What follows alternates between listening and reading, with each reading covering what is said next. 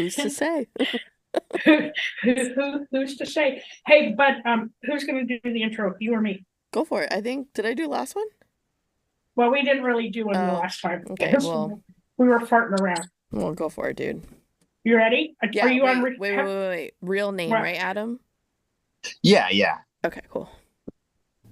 All you. And your Dirty Skittles and G-Rex. Yup. You got it. Okay, you ready? Yep. Ready? Three, two, two, one. one.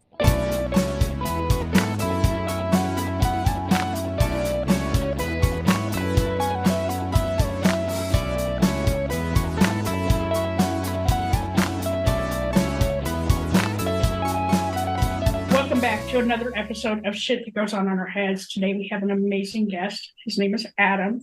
Welcome, Adam. Hello, thank you. Thanks for having me. So tell us a little bit about yourself. Well, I have always dabbled in the arts since I was a child. I was into art as a kid, like drawing, and wanted to be a comic artist. Then for years, I switched over to music and writing music and lyrics. And I more recently have come back around to the comics outlet. So that's how I'm expressing myself these days. What kind of stories do you tell in your comics? Well, I have only released one so far. I'm working on a sequel right now, but my first one, it's called Shadows, and it is about basically the name says it all. It's like a very dark look on the world and just kind of how things are not equal. Oh. Is there like so here's where my question's coming from. All I know of comics is superheroes. Is there a superhero? Who's the main character? So it is actually a group of superheroes, but it Nice. takes place in a post superhero future after superheroes have been um, kind of imprisoned and enslaved, really. And It's a group of rebels who they have superpowers, but they're not superheroes per se, and they're just trying to, uh, level things. Nice. Nice. You like that, G-Rex? I love that. I Yeah. can I can picture you. Did you read comics growing up? Oh, yeah, I did all the time. Yeah. Because, back in the day, they'd be like, teeny tiny, right? But we always used to read the comics and then look towards the back, and they had like the free ad for like the sea monkeys. And I remember that. remember that? Like they Yeah. had sea monkeys and like magic tricks and shit like that, right? Odd And things. Yeah, yeah, go ahead and laugh at me. I am showing my age, whatever. it's true. But yeah, I love comics. Like it's a way to escape, It right? is for sure. My brother was huge into them, and I remember trying to get into them, but he was very protective of his comics, and they all had like their own little like sleeves and like the special box and all this shit, and I was just like, I couldn't. Yeah, I never really got my own comics, I guess. He was an investor. He was investing in the price bump in the future. And I wish I could remember because I don't remember them being like Batman or Spider-Man. Like it was something else. And like I know he's gonna hear this and be like, "How could you forget? It was blah blah blah blah blah." Like I don't know, dude. I don't know. Funny. When did you start doing that? So the Shadows graphic novel that I released in 2022 was actually based on characters I created in the early to mid 90s when I was in Wow. elementary school. Yeah. And so it was something that I was like pretty disillusioned. I was living in New York for a little bit and I was pretty disillusioned, feeling very like separate from anything and kind of like revisiting some old stuff that I did. And I was like, and I wasn't really feeling the music I was writing anymore. And I was feeling like, an imposter almost like I wasn't an authentic writer anymore. And I was like, I hate this. And so I just kind of went back to my roots, which was, I wrote some stories and made and drew these characters. And like I said, I originally wanted to be a comic artist. I didn't keep up with that. So I'm no longer a comic artist. I'm just the writer. But I work with some great people who make really cool pictures, but these characters, yeah, I created when I was like between 8 and 12 years old, mostly. Wow. And was it like an escape for you?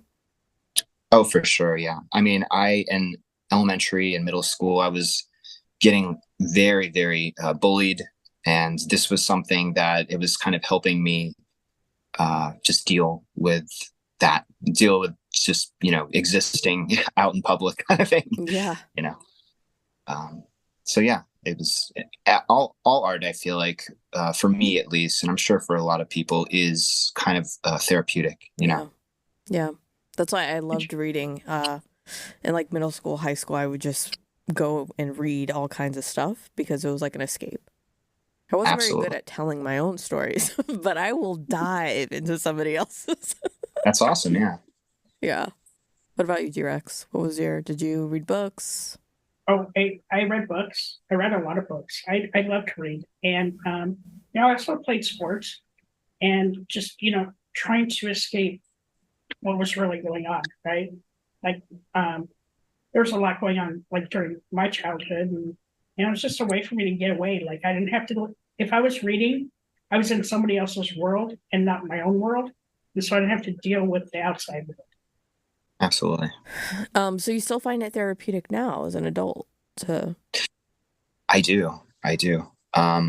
So the kind of main hidden character of the book I recently released is something I created that was like the darkest recesses of my mind that I just kind of came up with this guy Alexander, and he really represents um, just despair and um, a feeling of like helplessness. yeah. So I have a weird question. After you've created a piece of art, right? Is it like a release for you, or do you go back and read it again? I usually go back to it eventually, never at first. I kind of like let it actually, usually when I finish something, because most of my projects, it seems, have taken anywhere between 3 and 6 years to do. So, like, by the time I'm done with them, I'm like, I don't want to look at this again. I don't want to hear this again. Yeah, so it takes me a little while to get back to them, but then I actually appreciate it because I'm like further separated from it. You Mm. know, it's always hard to release something because you never feel like you're finished. So you're Oh, like, oh, I could do this or tweak this, right? But like, you just have to just let it go. yeah. That's crazy. I'm like Yeah. thinking this through, and I'm like, if you're sharing, because you just said like you went back into like the darkest recesses of your mind, right, to like create this character.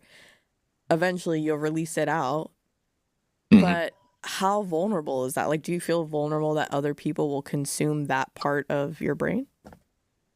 Um, Definitely. And actually, I feel probably more so that way about the lyrics I used to write because it was Mm. very like a heart on my sleeve type thing where like I was the singer too. So I would be Uh, singing, yeah, I would be singing these things that I wrote, and they're really personal things. And, it was great when people would connect with them, but it was horrible if someone was like rolling their eyes and going to get their next beer while I was playing playing my heart out. oh no, that's nightmare Leave fuel. they leave the venue. They're like, this sucks. It's like, wait. Oh, yeah, no, I would hate that. I'd be like, don't look at me. Why is everybody staring at me up here Hmm. being vulnerable? They said Kurt Cobain always like closed his eyes and like looked at the wall and stuff when he was, playing. And I understand that. Like, I mean, you write these things and you're in the moment when you're writing them, and they feel very heavy and very real, and you're very connected to these things. And then you do put them out eventually, sometimes as art, Mhm. for the masses to consume, and people will connect with it, but some people won't. Some people will think it's stupid, and that's sometimes what hurts. But you have to kind of build up some sort of uh, Yeah. a toughness to that, because people will criticize no matter what. So Yeah, but it's like a piece of you, so I get it, right? it's a Like, piece, yeah, yeah, that's absolutely. crazy. Um, so what has been, I guess, your biggest learning experience from your life, like creating art based off of it, or anything that you've had to go through that you've learned from?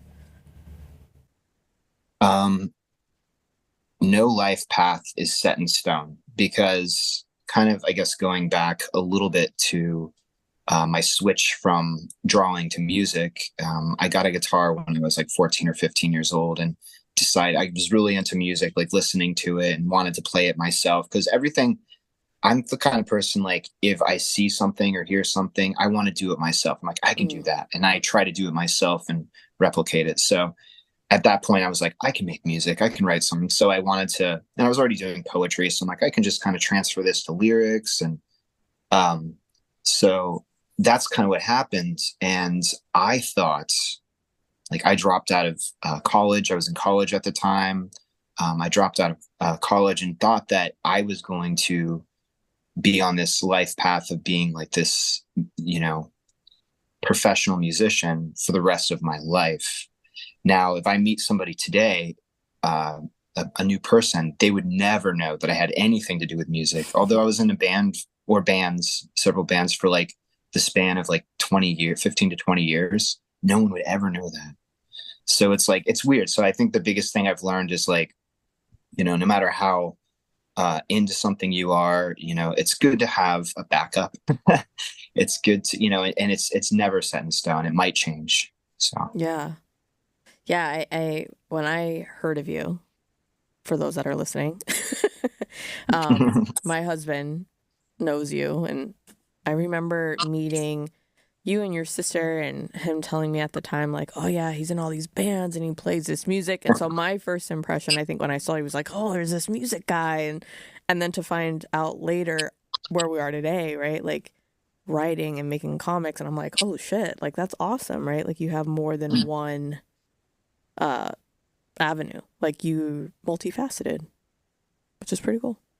I try to be. I just get like really obsessed with things and Do then you like really? just dive into them. So at that point it was music, and it's always been writing. I feel like as I'm looking back at my life, not that I'm like a senior citizen or anything, but like as I look back, as I look back at what I've done so far, um, it's always been revolved around writing, storytelling of some sort. So, Yeah. And do you think your storytelling helps you deal with like your mental health oh, and 100%. and can give and helps you with your like self love and self care and and just telling your story? Mm. Absolutely. Absolutely. And like I said, that guy Alexander, the kind of main character of the Shadows graphic novel, he is kind of in many ways me. Things that I've gone through, things that I've felt, and it's that his story arc in that book is really one of um, exploring mental health and being okay with who you are, kind of thing, and accepting yourself and not demonizing yourself or hating yourself or listening to what other people are saying about you, and actually having confidence in who you are. Wow, Man. that's powerful. And I think there's so many people out there that need to like, read graphic novels like that or even books because that self talk we have in the back of our head, Yeah. we're just mean to ourselves. I'm my own worst enemy. I say the meanest shit. I say worse stuff to me than anyone ever could or has. Like so I try to work on that. That's the thing, is to not let yourself freely bully yourself. Yeah, we were just talking to somebody the other day who said that they realized they had a lot of negative self-talk, and what they were doing was, for every, what did she say? For every bad thing she said about herself, she had to say, was it five Five, good yeah, things? five And good I was things. like, oh my God, like that would take me all day like, to go through that list. I'm like, that's telling though. Like I agree. I think we're all our own worst enemy, and Yeah, our expectations for ourselves are so high that, I agree. yeah. And I don't know where it comes from. Doesn't really make sense, right? Like you can do whatever you want. But I mean, I think that you want the best for yourself as a person, and you kind of become your own cheerleader, but also your own, like, I guess, I don't know, coach. And I don't know, I wasn't super into sports, but I always feel like coaches are pretty hard on you. yeah. But you kind of like, I don't know, try to make it the best for yourself. But in that process, you could definitely you hurt yourself, Yeah. because you want the best, but you're so focused on improving that sometimes you're not really monitoring how you're talking to yourself or trying to improve that. Yeah. Counterproductive. So much truth to that. Do you ever take a look back and like, or maybe throughout the process of writing a song or creating a character, do you ever discover something new about yourself or like tap into something that you hadn't quite figured out yet? Um, Not really. I mean, I feel like I've always personally been very self-aware. Mm. But when I do that, one of those things, I definitely kind of swim in that feeling or thought for a little while and kind of soak it in.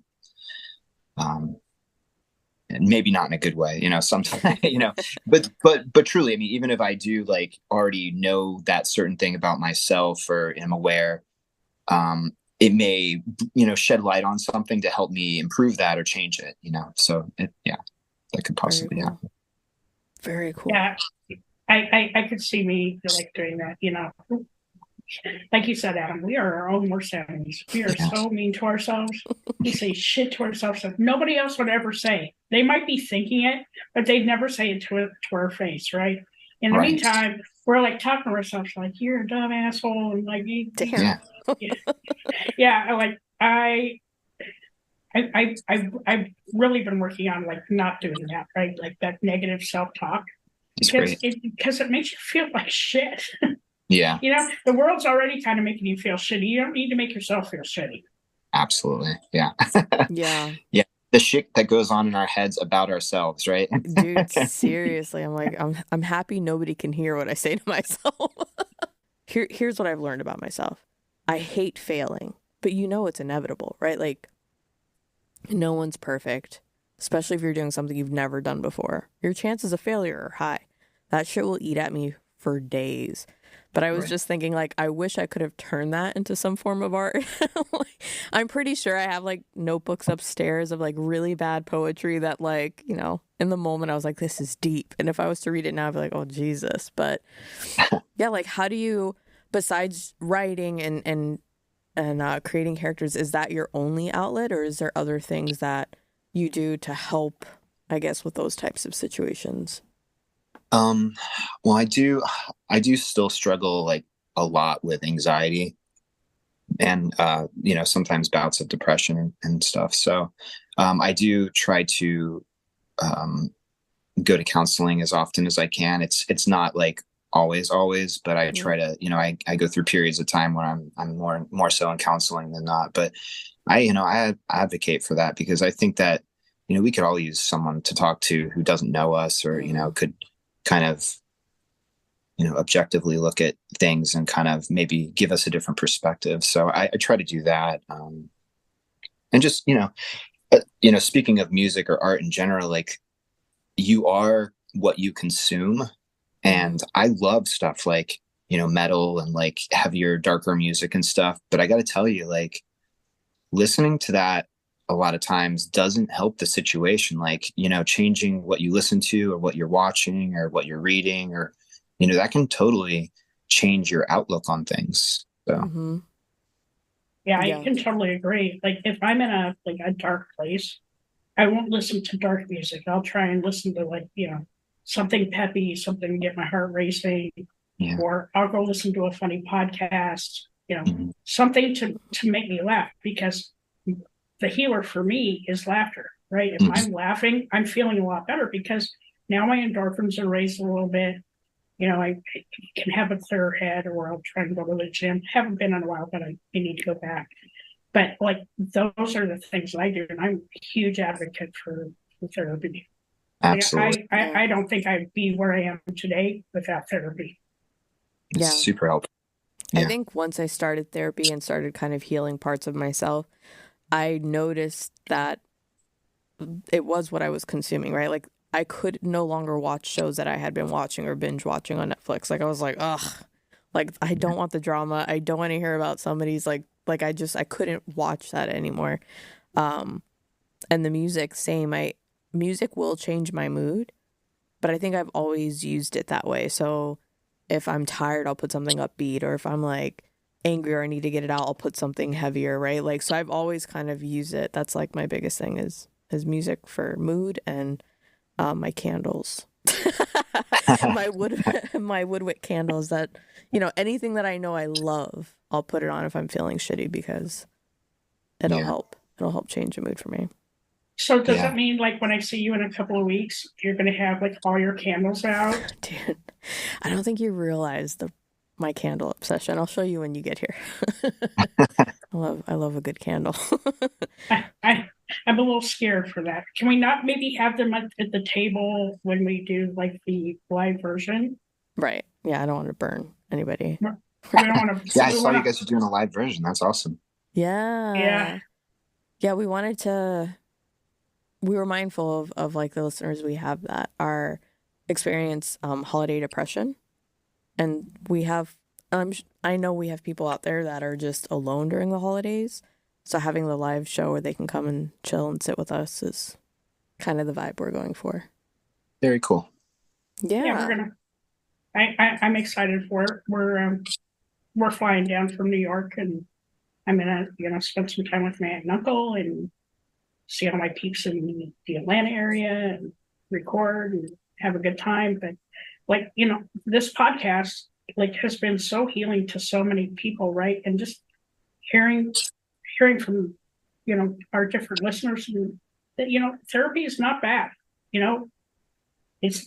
need to like remove the stigma about going to therapy, because it's actually a good thing. It is. It's very helpful. I mean, I think every person on earth could use it. Yeah. I mean, it's maybe not so affordable, and that's sometimes why I have to quit. It can get kind of pricey, take breaks and stuff. But I mean, if you can swing it, if you can figure it out, like, it's absolutely a great tool. And like G-Rex said, also comedy. Like, I love watching stand-up comedy and all sorts of. I think it's really fun. It's really good to laugh. I read something years ago that like for mental health and trying to change maybe your sadness. If you make yourself smile, if you like fake it, you can like it eventually reconnects your synapses to where it's easier to smile or easier to be happy, and you can kind of fake it by doing these kind of exercises. And that's always kind of stuck with me, because inside I'll think about that. If I get really down about things, I'll try to focus in on that and see if I can make it starts with little things, right? Like, because sometimes, like, when you're really upset, or really sad, it's really hard to like listen to a fun pop song, or it's like, I don't want to hear that shit, but I mean, get out of here, Taylor Swift. No, I'm just kidding. Right. I had her in my mind. Yeah, me too. I'm a Swiftie, by the way. I am too. Well, sort of. So am I. I'm not like deep into the Swiftiness. Like, some people are like hardcore. Like, she wore purple nail polish on this. I'm like, dude, I don't know. Music. Yeah, I'm into her too, but I'm not going to spend $400 to go see her either. So Right. Also, I'll catch it on Netflix. Yeah. In the comfort of your own home. this is why we have Apple Music and Spotify, right? So we can go and listen to her, and we can just imagine in our head we're at the concert. So yeah, I think that like music and like just doing artsy things to help. So one way I get out of my head is I color, right? I love to color. I have my iPad. I have a couple of coloring apps. I just kind of like can zone in on that. Not creative per se, unless you count the podcast, but that's creative. It puts me on a different mindset, and I think that just with you, Adam, and doing your graphic art and your music, it puts you in a different mindset, right? And I think getting your emotions out and kind of sharing that with the world is important too. Yeah, absolutely. Yeah, I think to kind of expand on what you're saying is like getting back to what makes you happy, no matter what it is. Just do something for yourself. Do something that makes you happy or more tranquil, or just like kind of like pulls you out of that current funk. Like, even another great thing is just like getting out of like society and like enjoying nature, just enjoying like the Oh. simplicity and beauty of nature really helps clear someone's mind. Yeah, we have so many people say that, and I never do that, but I'm like, there's got to be truth to this because, like, Absolutely. yeah, like I'm like, I There, gotta get outside more. Like, you're really, there really is. I mean, we live on 8 acres, so I can go right outside my back door and I can walk right into our forest. That's awesome. Just being around that nature, like smelling the smells, or like in the summertime, I'll go out in my bare feet, and I can ground my feet into the dirt. I'm not going to do that in the winter because I'm going to get frostbite. But what do you think it is but about just being outside though that's so calming? It's very zen. yeah, super zen, and like smell a flower, or like I have a nice big herb garden outside, so I'll go up and smell the rosemary and smell the mint, smell the basil, or walk out like 5 feet into my forest, and there's all these big trees, and you can see where the deer made their path, and like you get outside of where you currently are in your head, because it opens up a new world for you. Yeah, Yeah. it's true. You get so stuck in your own headspace, and then you go out to nature and you're like, wow, all these things I'm concerned about and that are like weighing me down are really meaningless, or not meaningless, but not so heavy in the grand scheme of like the universe, and like Right. just seeing like nature in the world. And it's like, this is really like beautiful, beautiful chaos. It's just like, it's random, but it's like beautiful. And you just kind of, I don't know, it just helps with perspective. Yeah, I could see that. Yeah. I'm gonna try it. That's what I'm I mean, learning. why don't you walk out to your backyard? You have deer Because back there's there. spider webs everywhere, and there's spiders everywhere. They're Okay, huge. so I'm not shitting you. They're fucking everywhere.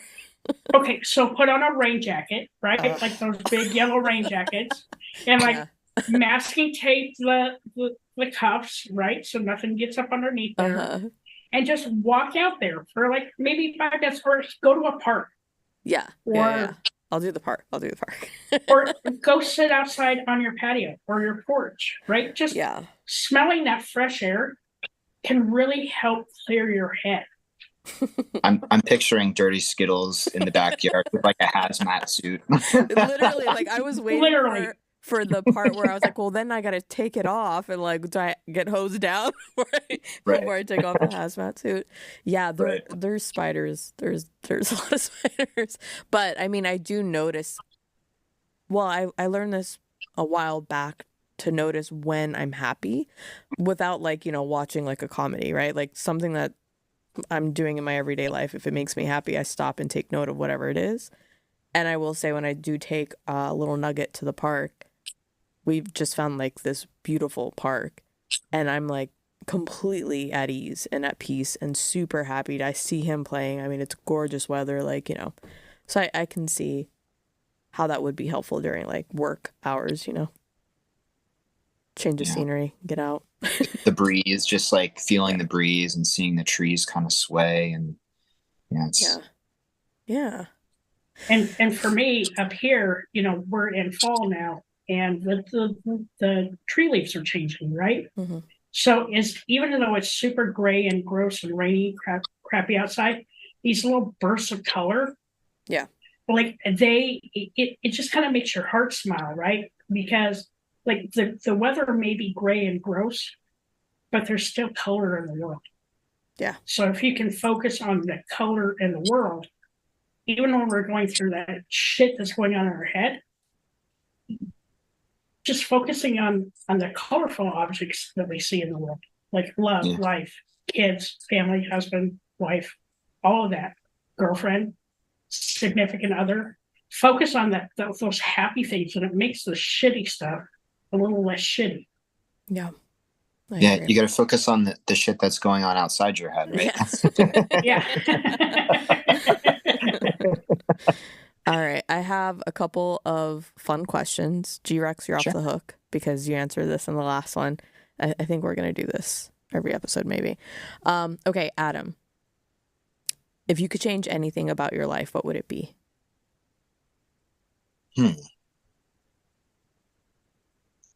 I think I would change kind of the way I've approached life in the past, Okay.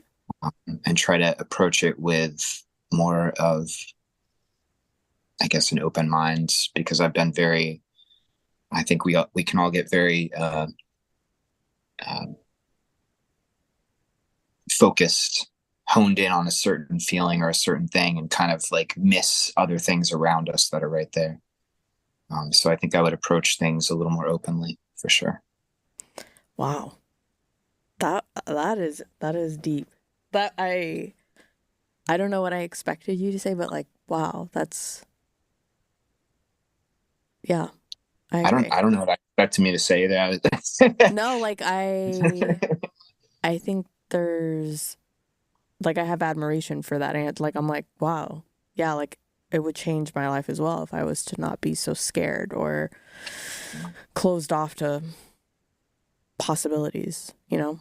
I Right. love that. Same with me. I mean, you told me I didn't have to answer it, Yeah, but I have a different go answer for it. than what I had in the last episode. Is I would change I might have changed my career path a little bit and not gone down a technical route so much and more of like a customer servicey people-ish kind of route because I really like being around people. I'm a true extrovert.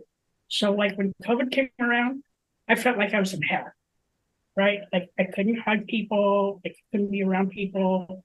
And so it was really hard for me. But I would do something where I could be like my true self, right? Where I'm not like cornered into a certain type of job.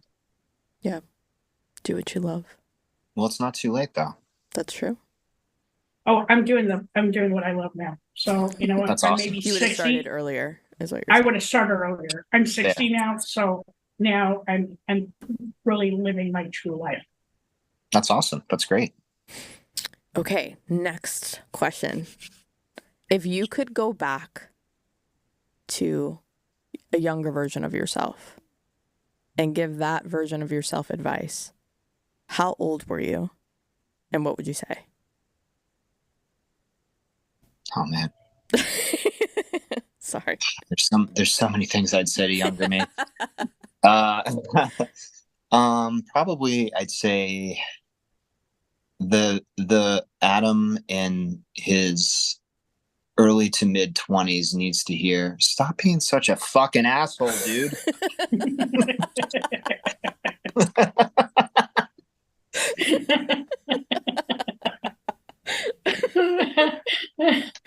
Ah, can you imagine seeing yourself, like future self, being like, stop being an asshole? Like, oh, what is going like, whoa, no way. Yeah. Be all Keanu on myself. Whoa, no Yeah. way. I love that. I'd be 16 and being don't take that pill. Oh, Just don't Oh do no. it. Jesus. Serious. Don't take that pill. Oh, that's great. I love this. And then the last question I have, um, what is the biggest change you've made that's made you who you are today? Um, I think the biggest change that I've made is I've tried to refocus my energy and my time on things, on people that really matter to me, Mm. and not so much worried about people who don't matter and things that are less relevant, and just, focus where the love is. Yeah. I Love that. love that. I love that. For me, putting up that drama box. If it smells like drama, it doesn't get to come into the box anymore. I said so after my breakdown, I set up some serious boundaries. You know, being a true empath, you know, I would take on everybody else's issues. Now I don't do that anymore. If it smells like drama, it don't come into the box anymore because I'm taking care of me. I am number one. That's a superpower. That is. You've got a drama shield. I got the drama shield. Like I Yeah. just wrap that shit around me. And I'm like, it smells like drama. It doesn't get to come in today. It's a good That's awesome. good superpower. What about you? My superpower? Or No, my your answers to these questions? Yeah. Oh, Yeah. You shit. ask them, you need to answer them. Would I change anything? I probably am going to steal your answer. I think if I could change the way I had approached life, I would. You know, like explore, try new things, like don't be afraid to fail at everything. Because I feel like that fear stopped me from other opportunities, you know? What would I tell a younger version of myself, dude? I would probably go back to little dirty Skittles at age 4. Whoa. Yeah, because the only reason I know it would be age 4 is there's this family video that fucking haunts me to this day. And I was 4 years old in it, and I would probably tell myself then and there that you're stronger than what you think. Leave it there. Oh, I like that. I like that. And then the biggest thing the biggest change that I've implemented that has drastically improved my life is therapy, for sure. If I could go back and do it all over again, as fucked up as I was when I started to where I am today, I would, because it was so rewarding. Very cool. Yeah. Those are my answers. Those are good answers. Thank you so much, Adam, for sharing your story and your life. And man, I'm going to go find your graphic novel because now I want to read it. Yeah, where can our listeners find you? So I do have a website, adammatthewsmith.com. And the book is there. It's being sold on Amazon, but it's called Shadows. It's a very generic title. And I'm Adam Matthew Smith. Those are all very generic names. So you really have to type them all in together in order to find it. You type any one of those words and you will not find me ever.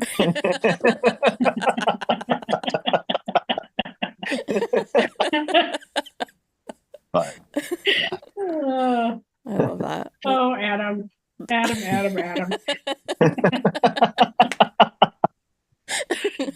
I love that. My next book's going to have a much more intriguing title, I think. Thank you all so much for having me. I appreciate it. And keep it up with the podcast. It's awesome. Very cool. Thank you very much. It's okay to be not okay. Just make sure you're talking to someone.